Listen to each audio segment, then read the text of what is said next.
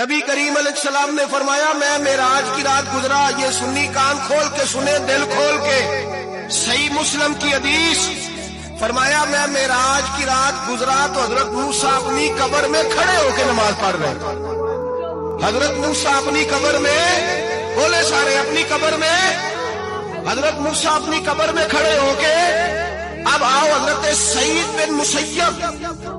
تابعی ہیں، صحابہ کے شاگرد ہیں، وہ کہتے ہیں جب یزیدی فوجوں نے مدینے پر حملہ کیا اور یزید کا مقرر کردہ امام آیا تو صحابہ کرام مسجد نبی چھوڑ گئے، 3 دن تک مسجد میں نماز، کہا ہم یزیدی امام کے پیچھے نماز نہیں پڑھیں گے۔ مدینے پہ حملہ ہوا، مکے پہ حملہ ہوا، حضرت سعید بن مسیب کہتے ہیں میں دیوانہ بن کے، مجنون بن کے اندر گھس گیا، یزیدی فوجیں سمجھی میں دیوانہ ہوں، شاید پاگل ہوں، مجھے انہوں نے تکلیف کوئی نہ دی، فرماتے میں